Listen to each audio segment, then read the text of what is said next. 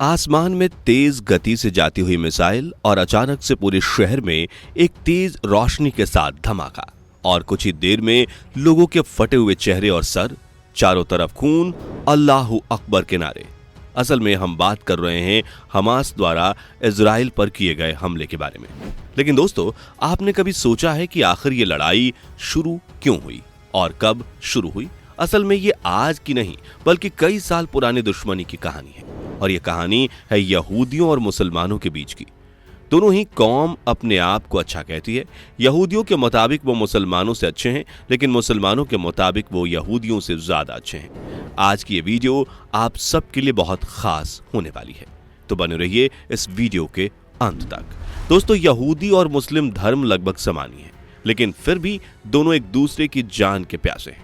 दोस्तों, इस बात को समझने के लिए आपको काफी पीछे चलना पड़ेगा, तो आइए इनके बारे में जरा विस्तार से जानते हैं। दोस्तों, ये बात 613 ईस्वी की है, जब हजरत मोहम्मद साहब ने अपना उपदेश देना शुरू किया था। तब मक्का मदीना में यहूदी धर्म था। लोगों ने उस उपदेश का विरोध किया। विरोध करने वालों में सबसे आगे यहूदी ही थे, क्योंकि उन्हें लग रहा था कि हजरत मोहम्मद के उपदेशों से यहूदी धर्म को बिगाड़ा जा रहा है और यहूदी ऐसा नहीं चाहते थे। इस बात ने मुस्लिमों और यहूदियों के बीच एक चिंगारी का काम किया। हालांकि बात संभल गई और कुछ ज्यादा नहीं हुआ, लेकिन अचानक 622 ईस्वी में हजरत मोहम्मद ने अपने अनुयायियों के साथ मिलकर खंदक, खैबर और मक्का को अपने कब्जे में कर लिया। इन सब से यहूदियों की भावनाओं को काफी ठेस पहुंची, लेकिन उन्होंने कोई कदम नहीं उठाया और इस चीज से मुस्लिमों को काफी बल मिला और 630 ईस्वी में मोहम्मद हजरत ने अपने अनुयायियों के साथ मिलकर कुफ्फारे मक्का में जंग की, जिसमें अल्लाह ने यहूदियों की मदद की और यहूदियों ने मुस्लिमों को हरा दिया। इस लड़ाई को जंग बदर कहते हैं। लेकिन दोस्तों, यहूदी एक सच्ची कौम है। यहूदी किसी को धोखे से या फिर गलत नीयत से वार नहीं करते। इस बात को आप ऐसे भी समझ सकते हैं कि जब इस्लामियों ने यहूदियों के मदीना पर कब्जा किया था तो यहूदी शांत थे, लेकिन इस शांति को यहूदियों की कमजोरी समझा गया और उन पर दोबारा हमला किया गया। इस बार यहूदियों ने इसका मुंहतोड़ जवाब दिया, लेकिन अंत में जीत मुसलमानों की ही रही, क्योंकि उनकी तादाद काफी ज्यादा थी। करीब 632 ईस्वी में हजरत मोहम्मद की मृत्यु हो गई और मुसलमानों ने पूरे अरब पर कब्जा कर लिया और वहां रह रहे सारे यहूदियों को वहां से खदेड़ दिया। सभी यहूदी लोग अपने अपने परिवारों को बचाते हुए मिस्र और इजराइल में सिमट कर रह गए। दोस्तों, अगर यहूदी चाहते तो इसका जवाब दे सकते थे, लेकिन उन्होंने अपने परिवार को बचाना जरूरी समझा।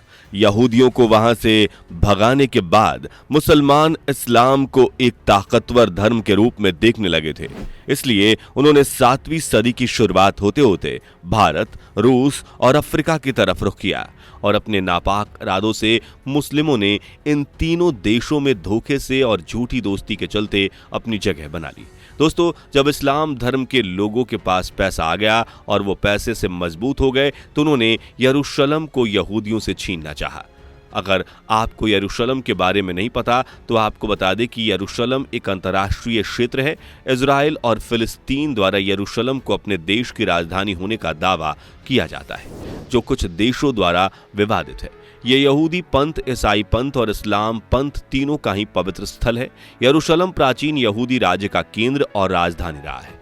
इसके बाद भी मुसलमानों ने उस पर जबरदस्ती अपना अधिकार करने की कोशिश की, जिसकी वजह से यहाँ दुनिया का पहला धर्म युद्ध हुआ और यह धर्म युद्ध 1096 से लेकर 1099 तक चला और इसमें मुसलमानों और यहूदियों के बीच काफी नरसंहार हुआ। दोस्तों, यरूशलेम एक बड़ा नगर है जहां पर मुस्लिमों के रहने के लिए जगह अलग है और यहूदियों के रहने की जगह अलग है। लेकिन मुस्लिम चाहते थे कि यहूदी वहां से भाग जाएं और वो पूरे यरूशलेम पर अपना अधिकार कर लें। लेकिन यहूदी इस बार शांत नहीं रहे और भयंकर मारकाट हुई। उसी दौरान पहली बार जिहाद शब्द का इस्तेमाल किया गया, जो कि मुस्लिमों ने ही किया था। इस लड़ाई के बाद दुनिया भर के मुसलमान एक साथ इकट्ठे हो गए और उन्होंने यहूदियों को जड़ से मिटाने की कसम खाई। अगर सिर्फ जुबान के कहने भर से काम हो जाए तो बात ही क्या थी, लेकिन मुस्लिमों को पता था कि यहूदी कहीं ना कहीं उनसे मजबूत हैं, इसलिए उन्होंने चुपचाप षड्यंत्र बनाया और इंतजार किया और 1144 में दूसरा धर्म युद्ध हुआ। वैसे तो यह धर्म युद्ध मुस्लिमों और ईसाइयों के बीच था, लेकिन मुसलमान ईसाइयों के साथ ही यहूदियों को भी टारगेट कर रहे थे। उस समय किंग लुई और गुलाम नजरुद्दीन के बीच हुई इस लड़ाई में ईसाइयों को हार का सामना करना पड़ा था। मुस्लिमों ने उनके साथ बहुत बुरा किया था। उनकी बीबी और बच्चियों को बंधक बनाकर उन्हें सेक्स स्लेव बना लिया था, लेकिन यहूदी इस पर कुछ नहीं बोले थे। लेकिन 1191 में हुए तीसरे धर्म युद्ध में यरूशलेम पर उस समय के सुल्तान सलाउद्दीन ने कब्जा कर लिया और पूरा मुस्लिम समाज यहूदियों पर भारी पड़ा। इसमें यहूदियों की काफी बुरी हालत हुई। उनके परिवार को बीच सड़क पर मार दिया गया, लड़कियों को भरे बाजार नंगा करके घुमाया गया। जो भी लड़कियां यहूदी होती थी, मुस्लिम उसके कपड़े उतरवा कर उसे मारते और उसके साथ बलात्कार करते थे। इस युद्ध में यहूदियों के साथ बहुत बुरा हुआ, लेकिन फिर भी यहूदियों ने अपने अस्तित्व को बनाए रखा और बचे हुए यहूदी अपनी जान बचाकर इधर उधर शरण लेने लगे। यरूशलेम पर कब्जे की लड़ाई करीब 200 साल चली।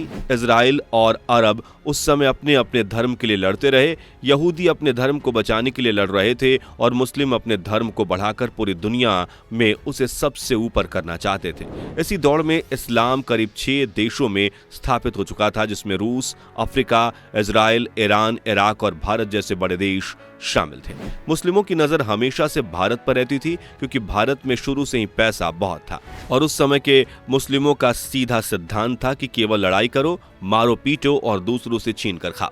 यही काम उन्होंने यहूदियों के साथ भी किया, क्योंकि यहूदी काफी पैसे वाले थे। जब मुस्लिमों ने यहूदियों के घर यरूशलेम पर हमला किया तो वहां से यहूदियों को भगाकर उनके घरों पर मुस्लिमों द्वारा कब्जा कर लिया गया। मुस्लिम हमेशा अपनी चिकनी चुपड़ी बातों में लोगों को फंसाकर अपने सारे कामों को अंजाम देते थे। कुल मिलाकर आप ये कह लो कि मुस्लिम जिस थाली में खाता है उसी में छेद करता है, लेकिन हर मुस्लिम एक जैसा नहीं होता। उस समय के मुस्लिमों की ऐसी सोच थी, लेकिन आज के मुस्लिम पहले के मुस्लिमों से अलग हैं और वो सभी धर्मों के साथ मिलकर रहते हैं। खासकर अपने भारत के मुस्लिम तो सबसे अच्छे हैं। खैर, 17वीं शताब्दी की शुरुआत में यरूशलेम के साथ साथ ज्यादातर जगहों पर मुस्लिमों का बोलबाला था, लेकिन कहते हैं ना कि हर बाप का एक बाप होता है और इनके बाप बन के आए ब्रिटिशर्स। इस समय ब्रिटिशर्स अपनी पावर में आ चुके थे, जिसके चलते उन्होंने ज्यादातर देशों में इस्लाम की धज्जियां उड़ा दी। हर जगह मुस्लिमों से सत्ता छीनी जाने लगी और वो भिखारी बनने लगे और फिर ब्रिटिश सरकार ने राज किया। दोस्तों, ये वो समय था जब मुसलमानों का हाल बहुत बुरा था, लेकिन उनकी इस हालत को देखकर यहूदी और कई धर्म के लोगों ने मिलकर मुस्लिमों का साथ दिया। लेकिन उस समय के मुस्लिमों की सोच काफी अलग थी।